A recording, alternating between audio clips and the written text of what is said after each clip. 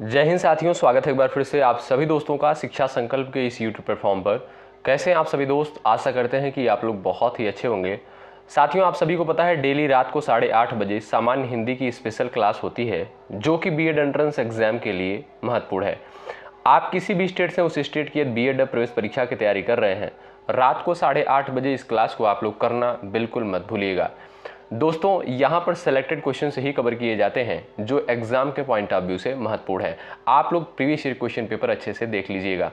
आइए शुरुआत करते हैं बिना किसी देरी के। आप लोग पूरे धैर्य के साथ बने रहिएगा और आप लोग अंत में ज़रूर बताइएगा कि आपने कितने सवालों को बिल्कुल राइट किया है, तभी आपको भी पता चलेगा कि आप लोगों की तैयारी कैसी हो रही है। चलिए आइए शुरुआत करते हैं और पहला सवाल जो है आप सभी के स्क्रीन पर लग चुका है, सभी लोग आंसर दीजिएगा। जाके पाँव न फटे बिवाई, सो क्या जाने पीर पर आई। इसका अर्थ क्या होगा आप सभी को बताना है। यहाँ पर 4 ऑप्शंस दिए गए हैं, ध्यान से देखिएगा।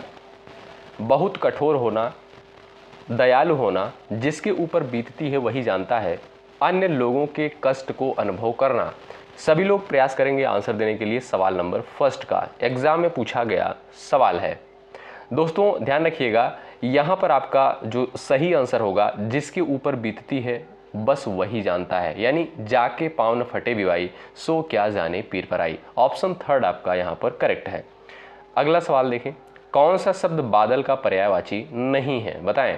ध्यान से क्वेश्चन को देखें, यहाँ पर पूछा है कि बादल का पर्यायवाची कौन सा नहीं है। वारिधि, जलद, नीरद, मेघ।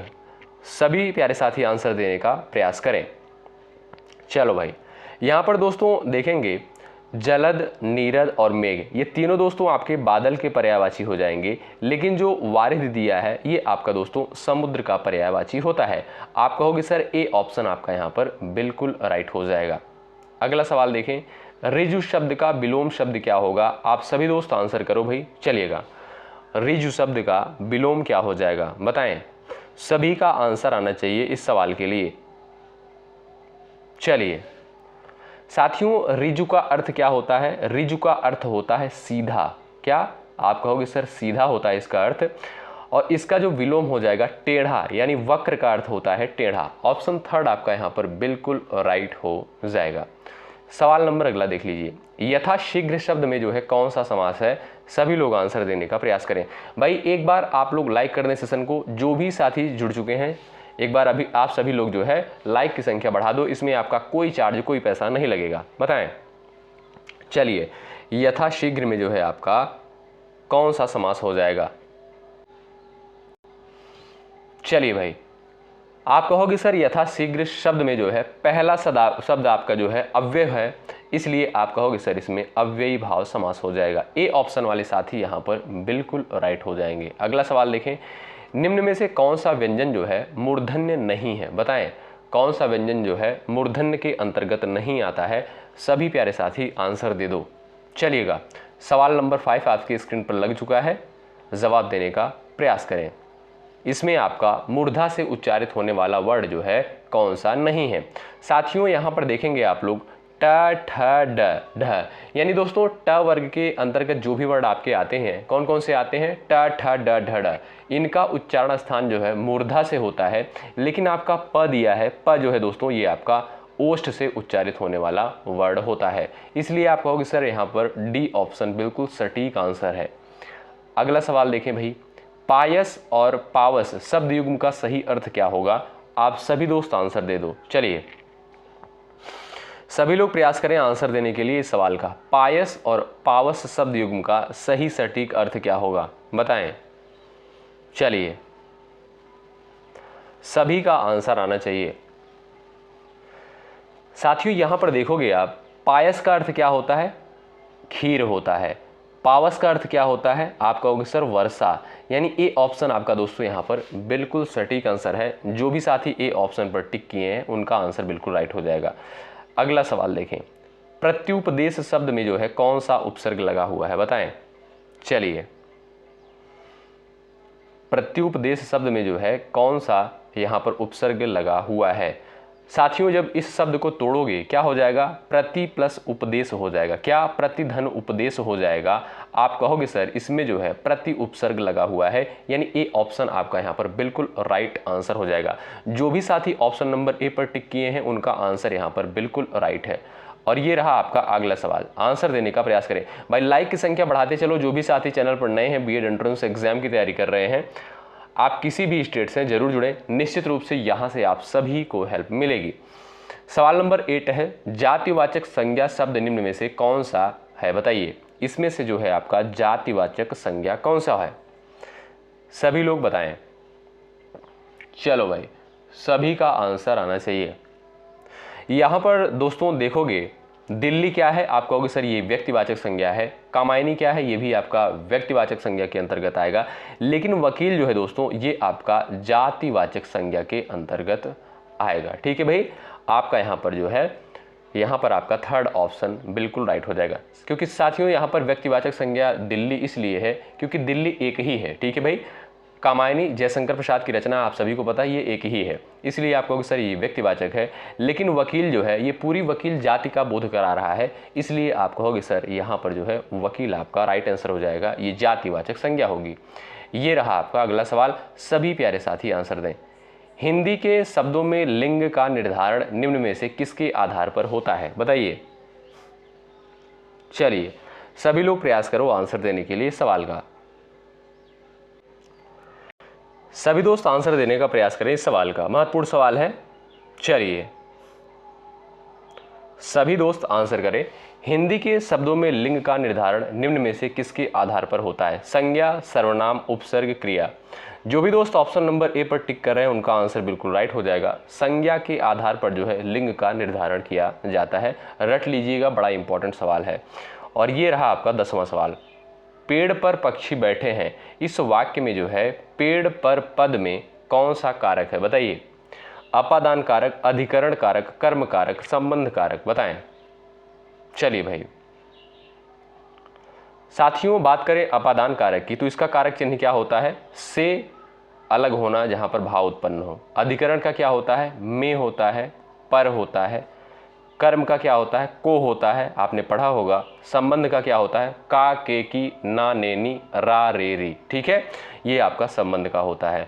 यहाँ पर क्या दिया है दोस्तों, पेड़ पर पक्षी बैठे हैं, किस पर बैठे हैं, पेड़ पर। तो में पर किसका होता है, आप कहोगे सर अधिकरण का होता है, इसलिए सर बी ऑप्शन यहाँ पर बिल्कुल सटीक आंसर हो जाएगा। ठीक है भाई, चलिए और ये रहा आपका अगला सवाल, मनोयोग शब्द में जो है इसका संधि विच्छेद आपको बताना है, बताएं।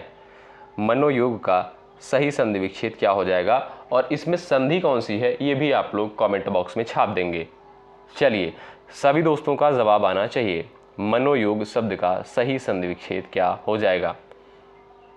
चलिए भाई, इसका दोस्तों आप संधि विच्छेद करोगे, हो जाएगा मनः प्लस योग हो जाएगा। ठीक है, और यहाँ पर देखोगे सर उपसर्ग लग गया है, आप कहोगे सर यहाँ पर ए ऑप्शन बिल्कुल राइट हो जाएगा। और यहाँ पर सॉरी यार, उपसर्ग नहीं लगा, विसर्ग लगा है। ठीक है, विसर्ग यहाँ पर लगा हुआ है, आप कहोगे सर इसमें जो है कौन सा हो जाएगा संधि, विसर्ग संधि हो जाएगा। ए ऑप्शन आपका यहाँ पर बिल्कुल राइट होगा। ठीक है भाई, चलिए अगला सवाल देखें। ये रहा आपका अगला सवाल, दिए गए वाक्य के किस भाग में त्रुटि है, बताएं। हम हमारे देश के महापुरुषों का अनुसरण करें, इसमें बताएं किस भाग में त्रुटि है। चलिए सभी लोग प्रयास करें आंसर देने के लिए सवाल का।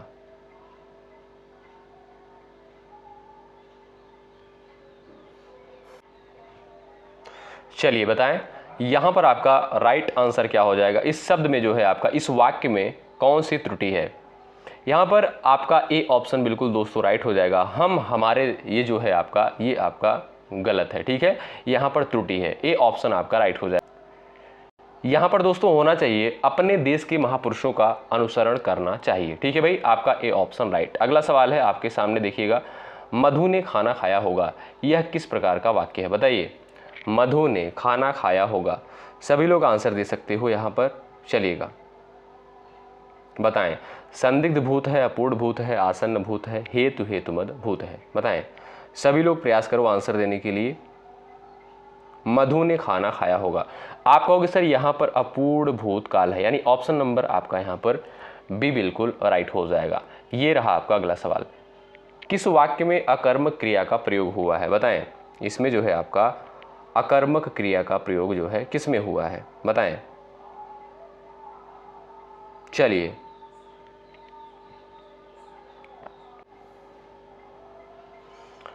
सभी लोग प्रयास करें। यहां पर जो है आपका किस वाक्य में अकर्मक क्रिया का प्रयोग हुआ है। चलिए, मैं साइकिल चलाता हूं, क्या चलाता हूं, साइकिल चलाता हूं। राम पत्र लिखता है, क्या लिखता है, पत्र लिखता है। राम मोहन को रुला रहा है, किसको रुला रहा है, मोहन को रुला रहा है। पानी बरस रहा है, ये दोस्तों आपका अकर्मक क्रिया के अंतर्गत आएगा। डी ऑप्शन वाले दोस्त यहां पर बिल्कुल राइट है। ये रहा आपका अगला सवाल। निम्न में से कौन सा सारंग का अनेकार्थी नहीं है, बताएं। सारंग का अनेकार्थी नहीं है। सभी लोग आंसर दे सकते हो, यहां पर सभी साथियों का आंसर आना चाहिए। चलिए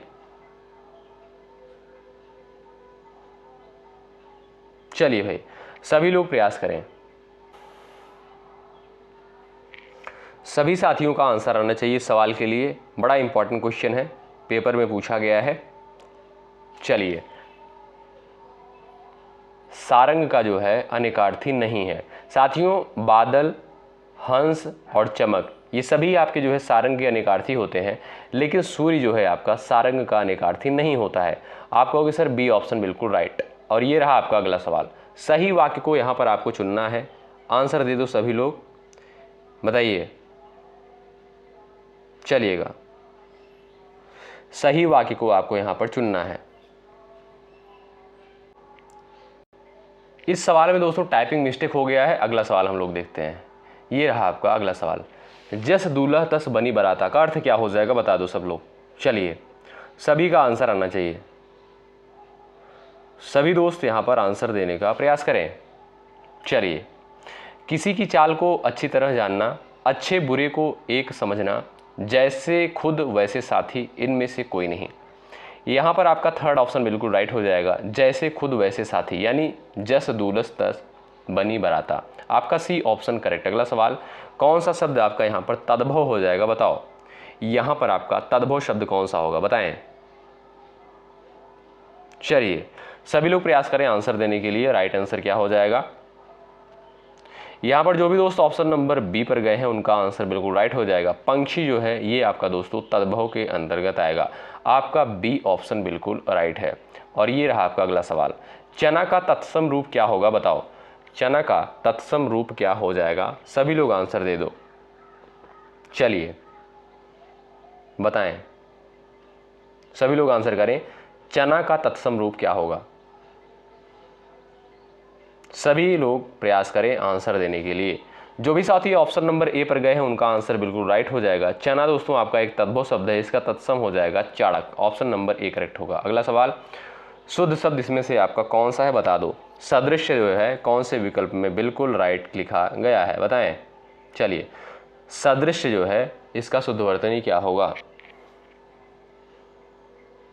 चलिए, सभी लोग प्रयास कर सकते हो आंसर देने के लिए। सवाल का सभी प्यारे साथियों का आंसर आना चाहिए। राइट आंसर दीजिएगा।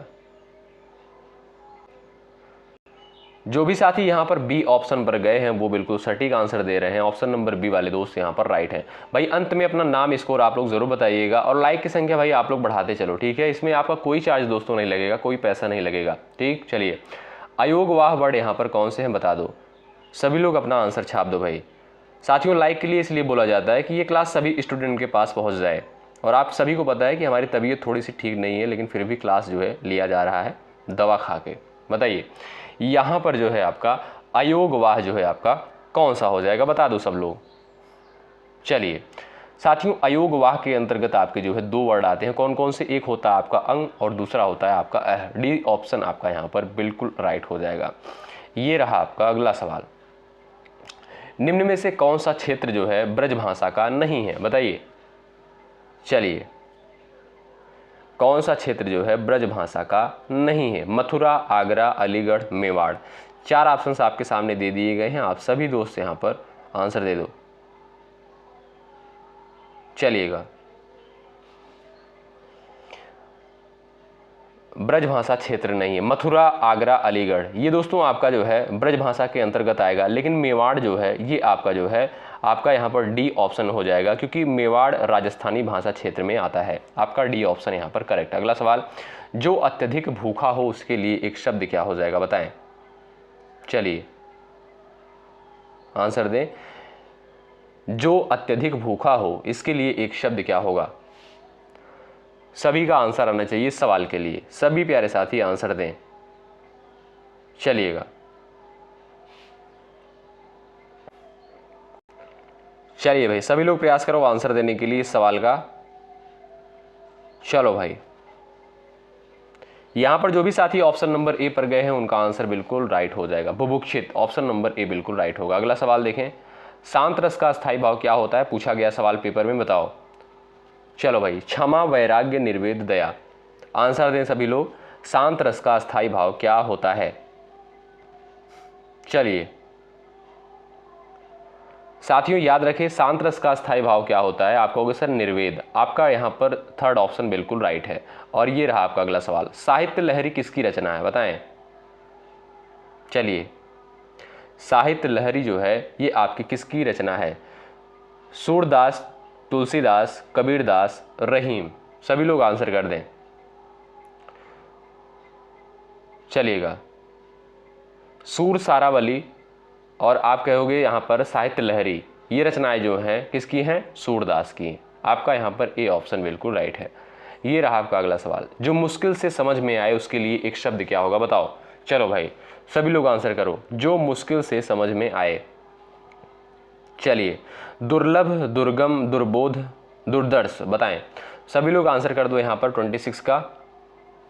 चलिए, जो मुश्किल से समझ में आए उसके लिए एक शब्द क्या हो जाएगा, सभी लोग आंसर कर दें।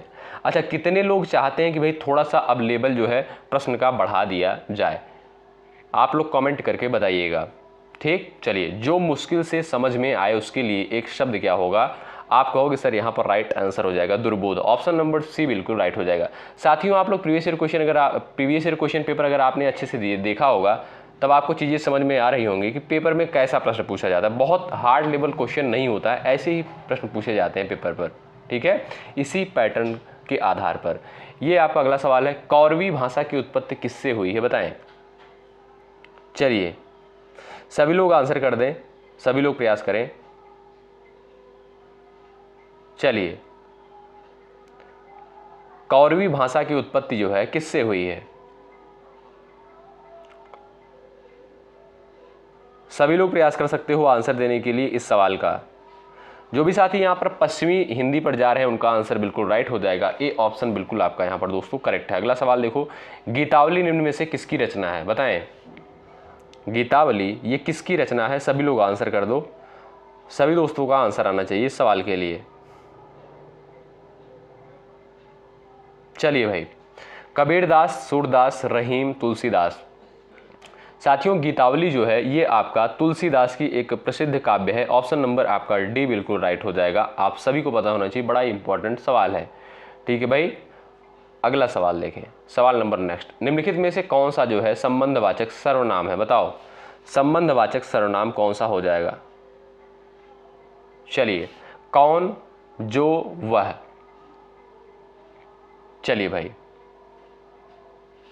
साथियों वह क्या है, ये जो है आपका अन्य पुरुषवाचक सर्वनाम के अंतर्गत आता है। और यहाँ पर कौन क्या है, ये आपका जो है प्रश्नवाचक सर्वनाम के अंतर्गत आता है। लेकिन जो हो गया, सो हो गया, ये आपका संबंधवाचक के अंतर्गत आएगा। आप कहोगे सर यहाँ पर बी ऑप्शन बिल्कुल राइट हो जाएगा, ठीक है भाई। चलिए अगला सवाल देखते हैं, सवाल नंबर 30, जैसे जैसे अंधेरा, यहाँ पर आप लोग आंसर करिएगा, खाली स्थान के स्थान पर क्या आएगा, बताएं। चलिए प्रयास करें।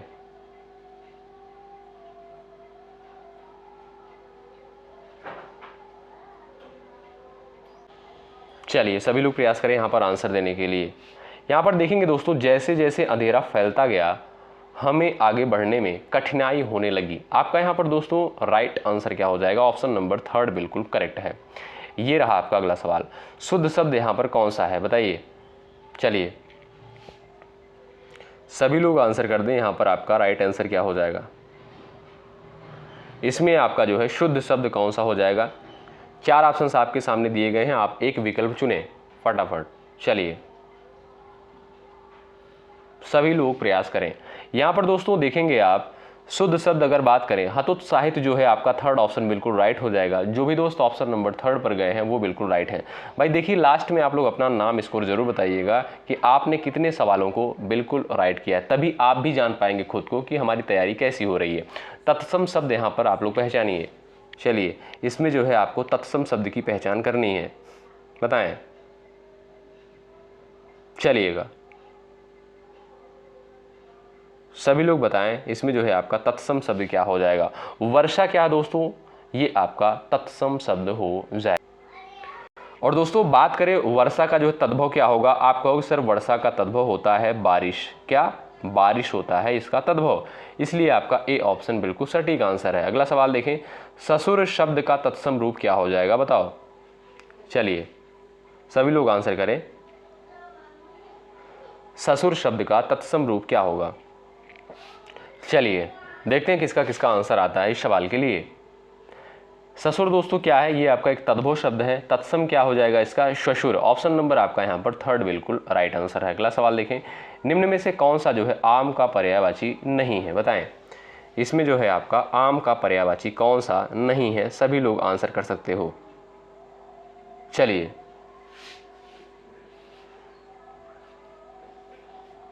सभी लोग प्रयास करें यहाँ पर आंसर देने के लिए। आम का पर्यायवाची दोस्तों आपका अम्बु जो है ये आपका आम का पर्यायवाची नहीं है। ये अम्बु का अर्थ दोस्तों क्या होता है? जल होता है। ठीक है भाई, आपका ए ऑप्शन यहाँ पर बिल्कुल राइट है। ये रहा आपका अगला सवाल, अनभिज्ञ का विलोम शब्द क्या होगा? बताएं। चलिए सभी लोग प्रयास करें। चलिएगा अनभिज्ञ का विलोम शब्द क्या होगा? सभी लोग यहां पर आंसर दे सकते हो। चलिए अनभिज्ञ का अर्थ दोस्तों क्या हो जाएगा? अनजान, यानी जो नहीं जानता हो। और इसका विलोम क्या हो जाएगा? अभिज्ञ हो जाएगा, यानी ए ऑप्शन करेक्ट हो जाएगा, जो जानता हो। आपका ए ऑप्शन बिल्कुल राइट। वह थोड़ा बीमार है, वाक्य में थोड़ा किस प्रकार का क्रिया विशेषण है? बताइए। थोड़ा जो है ये आपका किस प्रकार का क्रिया विशेषण है? चलिए कालवाचक है, परिमाणवाचक है, स्थानवाचक है, रीतिवाचक है? चलिए बताइए, सभी लोग प्रयास करें। चलिए वह थोड़ा बीमार है, इस वाक्य में थोड़ा किस प्रकार का क्रिया विशेषण है? सभी का आंसर आना चाहिए इस सवाल के लिए। आप कहोगे सर यहां पर जो है परिमाणवाचक के अंतर्गत आएगा, यानी ऑप्शन नंबर बी बिल्कुल राइट हो जाएगा। ठीक है भाई, वह जो है थोड़ा बीमार है। अगला सवाल आपकी स्क्रीन पर लग चुका है, निर्धन शब्द में जो है कौन सी संधि होगी? बताएं। चलिए निर्धन शब्द में कौन सी संधि हो जाएगी? व्यंजन संधि, अयादि संधि, दीर्घ संधि, विसर्ग संधि। 4 ऑप्शंस आपके सामने दे दिए गए हैं। आप सभी प्यारे साथी आंसर दे दो और सभी दोस्तों का आंसर आना चाहिए। चलिए निर्धन शब्द में जो है कौन सी संधि हो जाएगी? साथियों इसका संधि विच्छेद करोगे आप, क्या हो जाएगा? आप कहोगे सर निह प्लस धन होगा। क्या? निह प्लस धन हो जाएगा। और यहाँ पर आपका जो है विसर्ग संधि हो जाएगा, क्योंकि विसर्ग लगा हुआ है। आपका डी ऑप्शन बिल्कुल राइट है। अगला सवाल, जिस समास में पहले का या बाद का कोई भी पद प्रधान ना हो वह कौन सा समास होता है? बताइए। चलिए भाई आंसर दे दो सभी प्यारे साथी। सभी का आंसर आना चाहिए जिसमें जो है, यानी आप कह सकते हो जिस समास में दोनों पद अप्रधान हो उसमें आपका कौन सा समास हो जाएगा? यहां पर आंसर करिएगा। कर्मधारय समास होगा, बहुब्रीहि समास होगा, द्विगु समास होगा, अव्ययी भाव समास हो जाएगा? बताएं।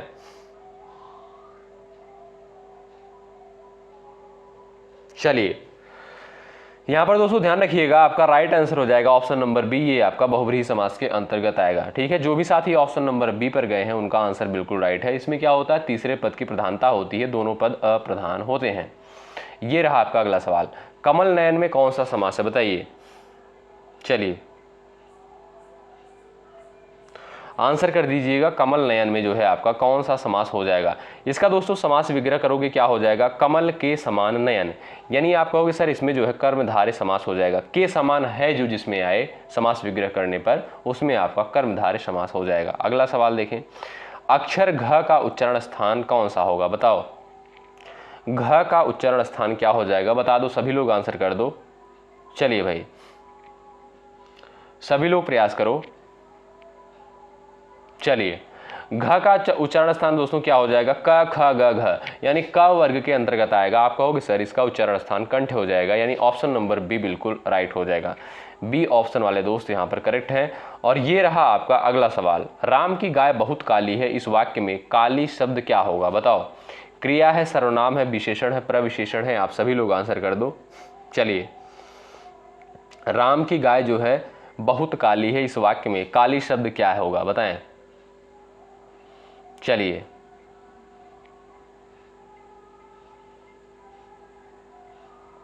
सभी लोग प्रयास करें। गाय दोस्तों कैसी है, काली है। आप कहोगे सर विशेषण हो जाएगा, काली शब्द क्या है, ये आपका विशेषण है, ठीक है, विशेषता बता रहा है गाय की। गाय कैसी है, काली है। ऑप्शन नंबर दोस्तों आपका यहाँ पर थर्ड बिल्कुल राइट है। हिंदी दिवस किस तिथि को मनाया जाता है, बताओ। हिंदी दिवस जो है किस तिथि को मनाया जाता है, सभी लोग आंसर कर दो फटाफट स्पीड के साथ भाई। चलिए, सभी साथियों का आंसर आना चाहिए इस सवाल के लिए, इंपॉर्टेंट सवाल है, पेपर में पूछा गया सवाल है। हिंदी दिवस दोस्तों प्रत्येक वर्ष 14 सितंबर को मनाया जाता है, आपका ए ऑप्शन बिल्कुल राइट हो जाएगा। और विश्व हिंदी दिवस दोस्तों 10 जनवरी को मनाया जाता है, ये भी आप लोग ध्यान रखिएगा। ये रहा आपका अगला सवाल, शुद्ध वाक्य इसमें से आपका कौन सा है, बताएं। श्री कृष्ण के अनेकों नाम हैं, श्री कृष्ण के अनेक नाम है, श्री कृष्ण का अनेक नाम है, श्री कृष्ण को अनेक नाम है, बताइए। चलिए, सभी लोग आंसर कर दो।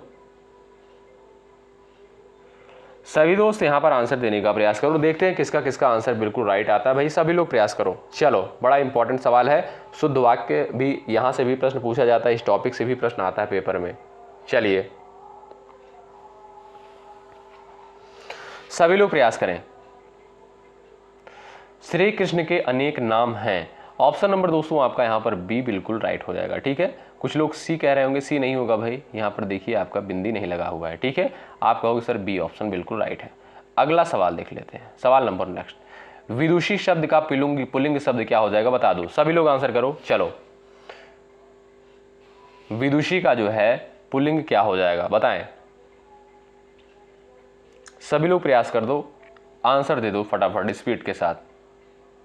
चलो भाई, आप कहोगे सर यहां पर डी ऑप्शन आपका राइट हो जाएगा। विद्वान क्या है, ये आपका दोस्तों पुल्लिंग के अंतर्गत आएगा। विदुषी क्या है दोस्तों, ये आपका स्त्रीलिंग के अंतर्गत आता है। अगला सवाल, हमने भिखारी को 2 किलोग्राम अनाज दिए, इस वाक्य में कौन सा कारक है, बताइए। चलो भाई, जहां पर कुछ चीजें दी जाए किसी को, वहां पर कौन सा कारक होता है, बता दो आप लोग। चलिए, कई बार हमने आपको बताया है, बताएं। आंसर कर दो फटाफट स्पीड के साथ। हमने भिखारी को 2 किलोग्राम अनाज दिए। आप कहोगे सर जहां पर कोई भी चीज दिया जाता है वहां पर संप्रदान होता है, आपका बी ऑप्शन यहां पर राइट है। अगला सवाल, लेखिका शब्द का बहुवचन क्या होगा, बताओ। चलिए, सभी लोग आंसर कर दें, बताएं। लेखिका शब्द का बहुवचन क्या होगा, सभी का आंसर आना चाहिए यहां पर, सभी प्यारे साथी आंसर देते हुए चलो भाई स्पीड के साथ। थोड़ा सा जो भी साथी जा रहे हैं ऑप्शन नंबर थर्ड पर, उनका आंसर बिल्कुल राइट हो जाएगा। लेखिकाएं, ऑप्शन नंबर थर्ड वाले दोस्त यहां पर राइट। ये रहा आपका अगला सवाल, आंसर करें। हिंदी में ऊष्म व्यंजनों की संख्या कितनी है, बताओ। ऊष्म व्यंजनों की संख्या कितनी है हिंदी में, आप सभी लोग आंसर कर दो। चलिएगा, आप कहोगे सर हिंदी में ऊष्म व्यंजन जो है 4 है, कौन कौन से, तीनों शाह आपके हो गए, ठीक है, ये तीनों शाह आपके हो गए, और एक हो गया आपका ह। ये दोस्तों आपके जो है ऊष्म व्यंजन के अंतर्गत आते हैं, 4 ऊष्म व्यंजन होते हैं, आपका बी ऑप्शन यहां पर राइट। अगला सवाल, चलिए आंसर करें यहां पर भाई। चलिए, पुनर्जन्म का सही संधि विच्छेद क्या होगा, चलिए बताएं। पुनर्जन्म का सही संधि विच्छेद क्या हो जाएगा, और इसमें संधि कौन सी है ये भी आप लोग बता सकते हो। चलो, पेपर में दोस्तों ये सवाल पूछा गया है, यहाँ पर सभी प्रश्न दोस्तों सिलेक्टेड है, इंपॉर्टेंट है एग्जाम के पॉइंट ऑफ व्यू से। पुनर्जन्म का दोस्तों संधि विच्छेद आप करोगे क्या हो जाएगा, पुनः प्लस जन्म हो जाएगा। और यहाँ पर आप कहोगे सर यहाँ पर विसर्ग लगा है, इसलिए ऑप्शन नंबर थर्ड बिल्कुल राइट हो जाएगा, पुनः प्लस जन्म होगा और इसमें विसर्ग संधि होगा, ठीक है। अगला सवाल देखो, हंसुए के ब्याह में खुरपी का गीत, इसका जो है अर्थ क्या होगा, बताओ। चलिए, हंसुए के ब्याह में खुरपी का गीत, इसमें जो है आपका सटीक आंसर क्या हो जाएगा? आप सभी दोस्त आंसर कर दो। असंगत बातें करना, निचले स्तर का कार्य करना, शादी का गीत गाना, जश्न मनाना। चलो भाई, आंसर देते हुए चलो आप सभी दोस्त। आप कहोगे सर यहाँ पर आपका ए ऑप्शन बिल्कुल राइट हो जाएगा, हंसुए के ब्याह में खुरपी का गीत यानी असंगत बातें करना। जो भी साथी ए ऑप्शन पर गए हैं उनका आंसर बिल्कुल सटीक हो जाएगा। ए ऑप्शन वाले दोस्त यहाँ पर बिल्कुल राइट हो जाएंगे। अब आप लोग दोस्तों बताइएगा कि आपने इन 49 सवालों में से कितने सवालों को बिल्कुल राइट किया है, कमेंट बॉक्स में ज़रूर बताइएगा। और भाई एक बार सभी लोग सेशन को लाइक कर दो, लाइक संख्या बढ़ती रहनी चाहिए। और जो भी साथी चैनल पर नए हैं, बीएड एंट्रेंस एग्जाम की तैयारी कर रहे हैं, आप लोग ज़रूर जुड़ें। निश्चित रूप से साथियों यहाँ से आप सभी को हेल्प मिलेगी। 11:30 बजे जो क्लास हुई थी आप लोग कमेंट जरूर कवर कर लीजिएगा। और उसके बाद 3 बजे जो क्लास होती है जीके जीएस की, उसको जरूर करें। रात को 8:30 बजे जो क्लास होती है इसको भी आप लोग ज़रूर अटेंड करें, ठीक है। चलिए भाई, मिलते हैं आपसे नेक्स्ट क्लास में। तब तक के लिए बाय बाय, टेक केयर। आप लोग अपना ख्याल रखें, अपनों का ख्याल रखें और मेहनत के साथ भाई तैयारी में लगे रहें, ठीक है। चलिए, बहुत बहुत शुक्रिया। जय हिंद, जय भारत।